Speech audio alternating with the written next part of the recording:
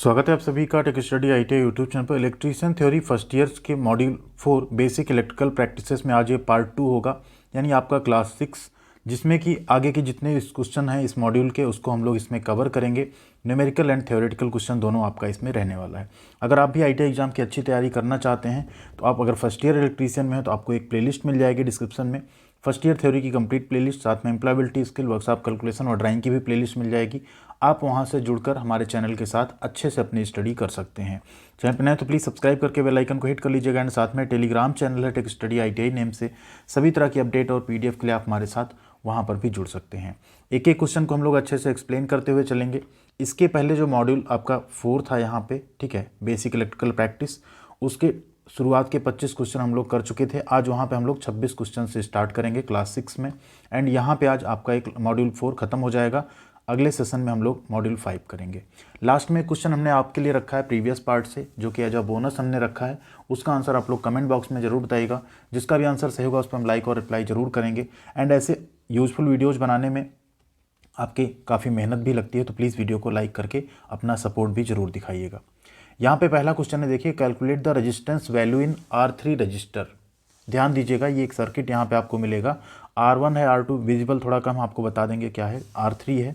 And यहाँ पे 24 volt दिख रहा है और ये यहाँ पे 12 एम्पियर दिख रहा है। तो यहाँ पे पूछ रहा है कि जो R2 R3 वाली वैल्यू है वो क्या है, जिसमें R1 की वैल्यू 4 है और यहाँ पे जो R2 है इसकी वैल्यू आपकी 6 है।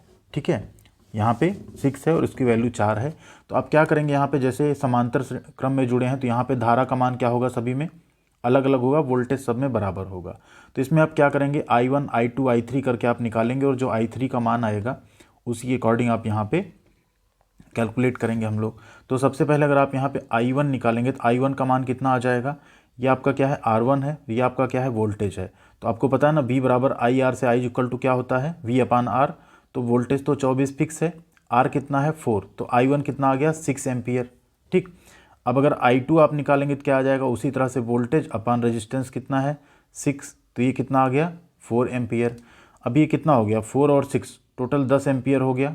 ठीक, धारा कितनी यहाँ पे 12 एम्पियर, यानी इस R3 में कितनी धारा जा रही है आपकी, 2 एम्पियर करंट जा रहा है। ठीक है, तो फिर वही सेम V बराबर आई आर वाले फार्मूले में यहाँ पे I3, ये R3, तो R3 इक्वल टू क्या हो जाएगा, V आपका 24 है और ये कितना आ गया आपका 2 एम्पियर, 2 को कट करेंगे कितना आएगा 12 ओम, यानी R3 की वैल्यू कितनी आ गई आपकी 12 ओम आ गई। आप आसानी से कैलकुलेट भी कर सकते हैं आप सभी।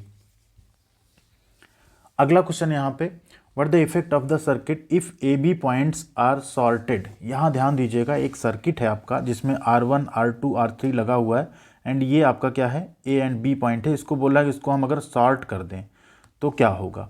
ध्यान दीजिए, कोई भी जब करंट कहीं किसी सर्किट में फ्लो होता है तो क्या होता है, करंट हमेशा कौन सा पाथ फॉलो करता है, जो लीस्ट रेजिस्टेंस वाला पाथ होगा। ठीक है, लीस्ट रेजिस्टेंस। अब जैसे यहाँ इसको जाना तो R1 रेजिस्टेंस फेस करना है, यहाँ R2, यहाँ R3। अगर यहाँ पे R1 रेजिस्टेंस इन सबसे कम हो, ठीक है, तो उस केस में क्या हो, करंट यहाँ से ज़्यादा जाएगा, यहाँ से कम, यहाँ से कम। ठीक है, हमें पता है ना I इक्वल टू क्या होता है, V अपान R, इन्वर्सली प्रोपोर्शनल है यहाँ पे। ठीक है, तो ध्यान दीजिए, अगर हम इसे शॉर्ट सर्किट कर देंगे तो यहाँ पे लीस्ट रेजिस्टेंस वाला पाथ हो गया, क्योंकि यहाँ पे कोई रेजिस्टेंस है ही नहीं। तो धारा क्या होगी, सारा करंट उसी जो आपका है सर्किट रेजिस्टेंस क्या हो जाएगा, 0 हो जाएगा आपका। ठीक, ये जैसे आप शॉर्ट सर्किट करेंगे क्या होगा, पूरी सर्किट का जो रेजिस्टेंस हो क्या हो जाएगा, 0 हो जाएगा। ठीक है, तो यहाँ सभी ब्रांच में अब सेम करंट थोड़ी जाएगी, सर्किट का रेजिस्टेंस ही हमारा 0 हो गया क्योंकि हमने यहाँ पे शॉर्ट सर्किट कर दिया इसे। अगला क्वेश्चन है, what the name of the register if its resistance value increases with increase in temperature. ध्यान दीजिए, काफ़ी इंपॉर्टेंट क्वेश्चन है। यदि तापमान में वृद्धि के साथ इसका प्रतिरोध मान बढ़े तो प्रतिरोध का नाम क्या है, वैरिस्टर्स, सेंसिस्टर्स, थर्मिस्टर्स या लाइट डिपेंडेंट रजिस्टर, LDR जिसे कहते हैं। तो ध्यान दीजिए, ऐसे को हम कहते हैं सेंसिस्टर।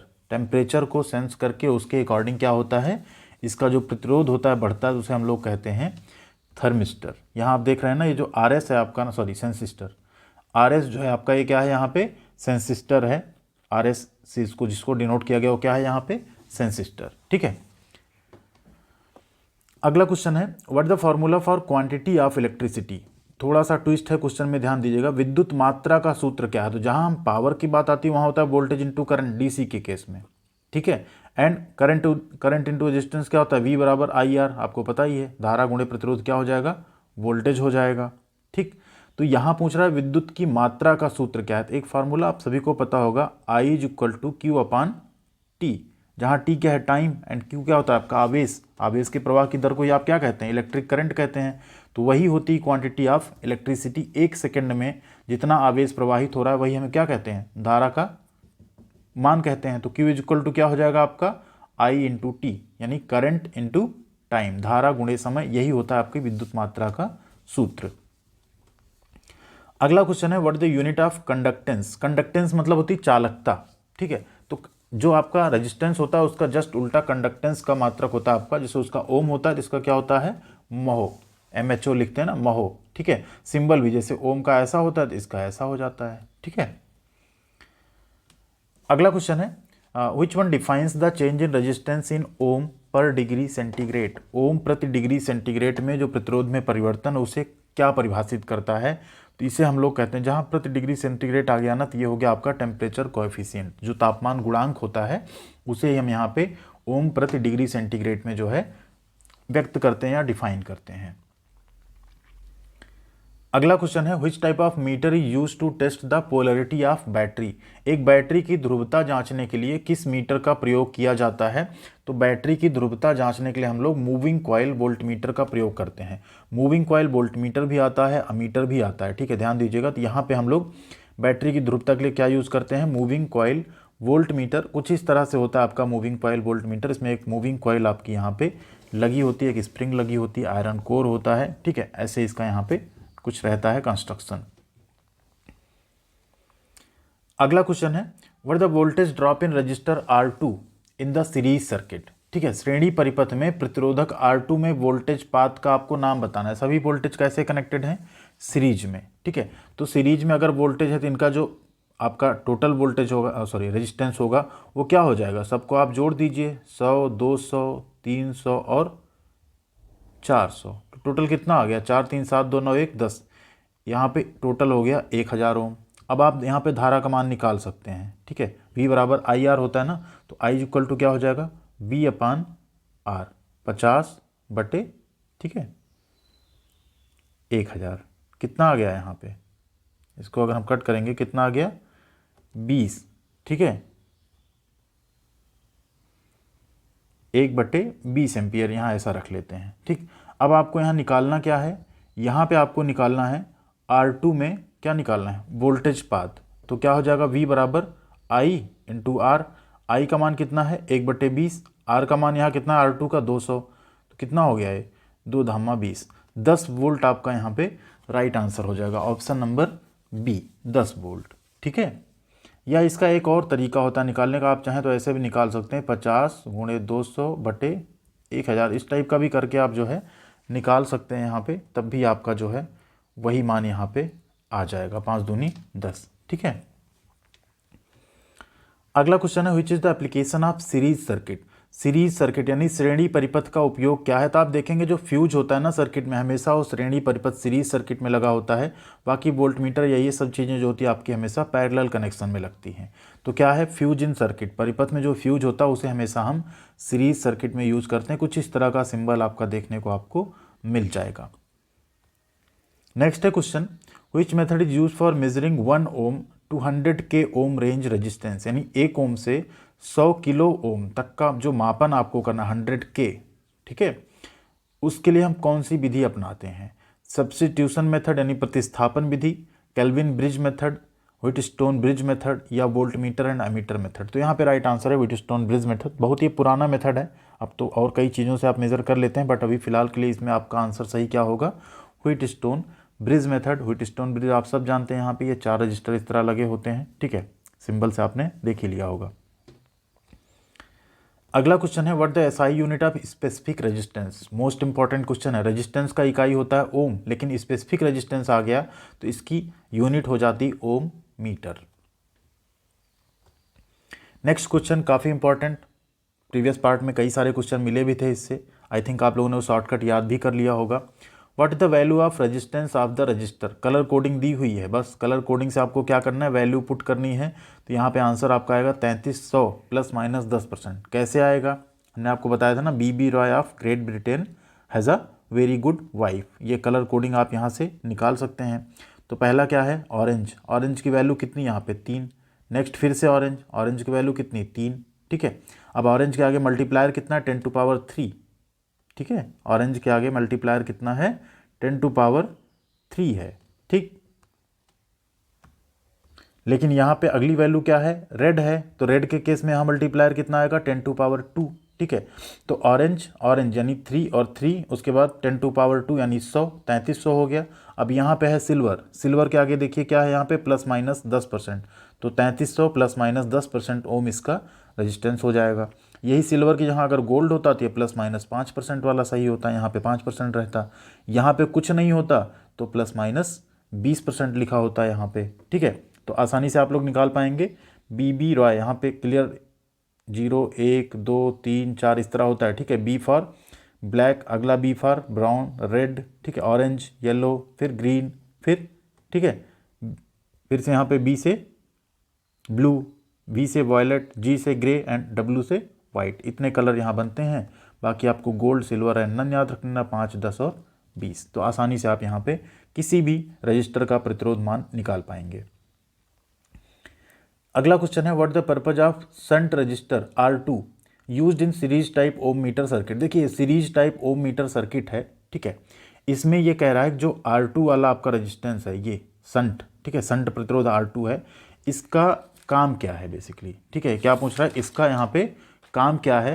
तो इसका काम होता है क्या करना, to adjust the zero position of the pointer. जो पॉइंटर है ना उसकी जो जीरो पोजीशन है उसको यहाँ पे ये सुनिश्चित करता है। ठीक है, इसका आपको पता होगा सिस्टम, जैसे आप यहाँ पे क्या करते हैं, ए और बी को जैसे शॉर्ट सर्किटेड करते हैं, जो अननोन रजिस्टर है बाईपास हो जाता है। ठीक है, उस केस में जो यहाँ पे आएगा आपका फुल सील जो डिफ्लेक्शन करंट आता है, उस केस में उसी पे R2 क्या करता है, इस पॉइंटर को जीरो वही मान लिया जाता है एंड उसके आगे फिर आपका जीरो पोजीशन जो है एडजस्ट हो जाता है पॉइंटर का, फिर उसके आगे आप इसका प्रयोग कर सकते हैं। ठीक है, तो ओम मीटर सर्किट में शंट रजिस्टर R2 का क्या हो गया यूज, यहाँ पे to adjust the zero position of the pointer. Pointer की जीरो पोजीशन को क्या करना, एडजस्ट करना, समायोजित या समंजित करना।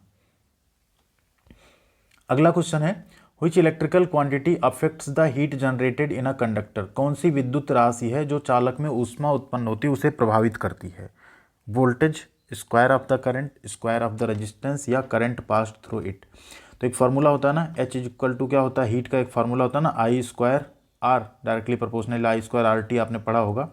तो यहाँ पे आप देखेंगे रेजिस्टेंस वर्ड कहीं आपको दिख रहा है, नहीं, वोल्टेज इसमें है ही नहीं। किसके स्क्वायर पे, I² पे डिपेंड करता है हमारा क्या, जो ऊष्मा आपकी उत्पन्न हो रही चालक में वो किस पे डिपेंड करती है, स्क्वायर ऑफ द करंट यानी धारा के वर्ग पे। अगला क्वेश्चन है, what the change in value of resistance of the conductor if it's cross section area is doubled. काफ़ी इंपॉर्टेंट क्वेश्चन है ये भी आपका।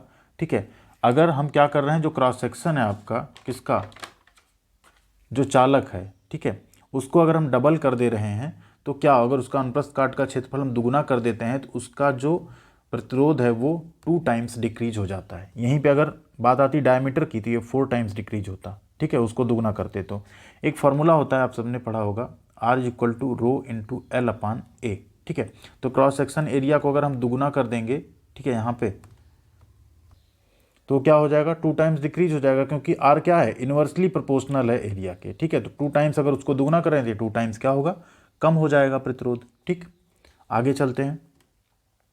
अगला क्वेश्चन है, calculate the voltage drop across the register R4 in the circuit. ये circuit आपको दिख रहा है। ठीक है, इसमें बोल रहा है कि R4 के अक्रॉस जो वोल्टेज ड्रॉप होगा, वोल्टेज पाथ होगा, उसकी आपको गणना करनी। सर्किट वोल्टेज है 220 वोल्ट। तो सबसे पहले तो हमें यहाँ पे इक्विवेलेंट रेजिस्टेंस निकाल लेना है, क्या आएगा। ठीक है, तो सब तो ये सीरीज में है, पहले इन दोनों को हम लोग यहाँ पे निकाल लेते हैं। R2 और R3 का एवरेज क्या आ जाएगा, इसको नाम दे देते हैं R23। ठीक है, तो क्या हो जाएगा आपका 1/40 प्लस 1/60।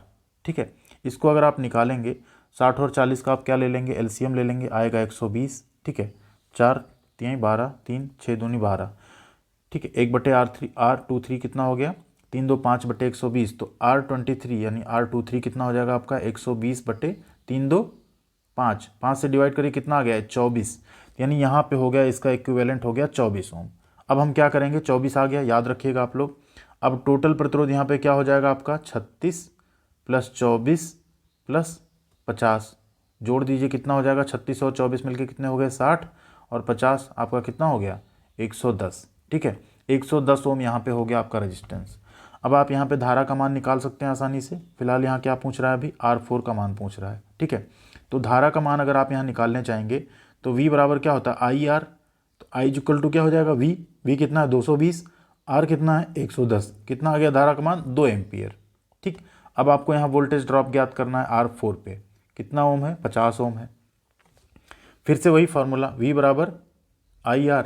ठीक है, अब यहाँ पे निकालना आपको वही है, तो I का मान कितना है 2, R का मान कितना है 50, 50 दूनी 100, 100 वोल्ट आपका आ गया वोल्टेज ड्रॉप। राइट आंसर क्या हो गया 100 volt.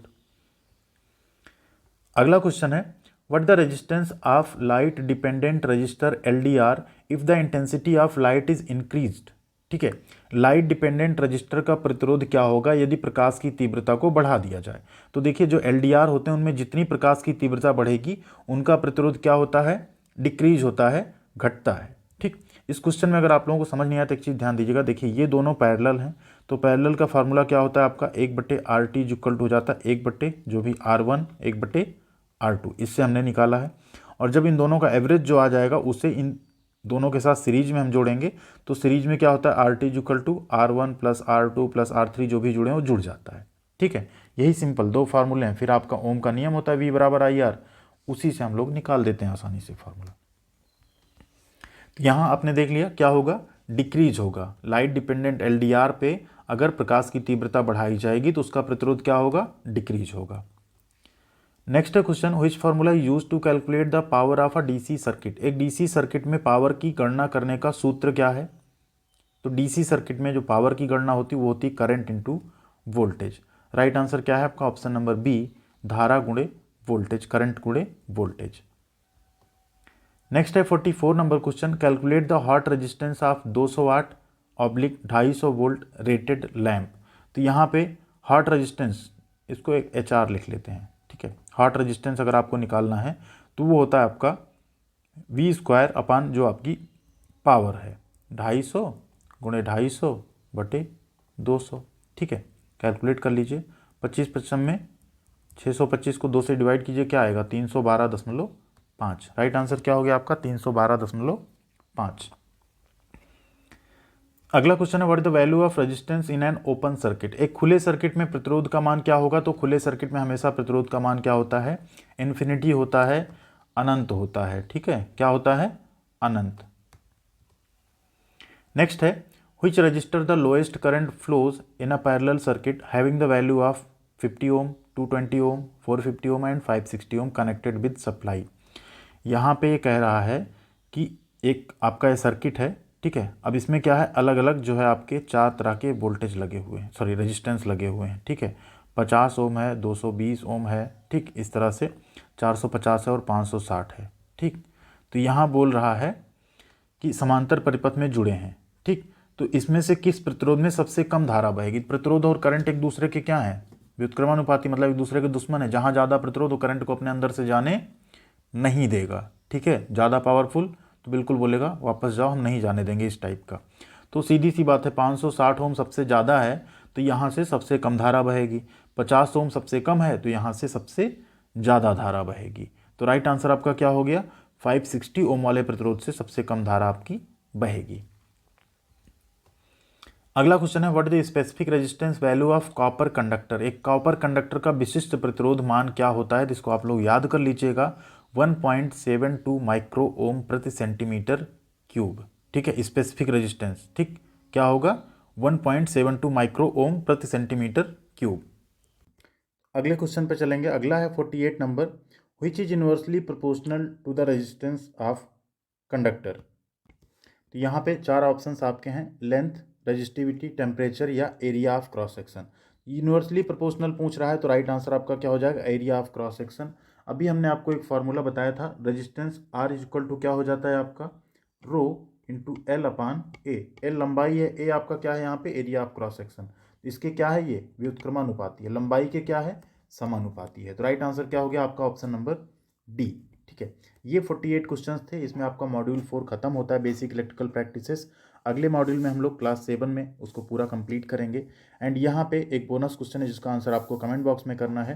How many electrons are there in the third shell of the copper atom? तांबे के परमाणु के तीसरे कक्ष में कितने इलेक्ट्रॉन होते हैं? राइट आंसर जो भी हो आप लोग कमेंट करके बताइएगा। वीडियो कैसे लगी वो भी बताइएगा, लाइक एंड शेयर करना मत भूलिएगा। साथ में चैनल को सब्सक्राइब करके जरूर हमारे साथ जुड़ जाइएगा, जिससे आपको सभी तरह के अपडेट और इन्फॉर्मेशन के साथ साथ पढ़ाई की वीडियोज़ भी मिलती है। Thank you very much. मिलते हैं अगली अपडेट साथ अगली वीडियो में। ख्याल रखिएगा अपना।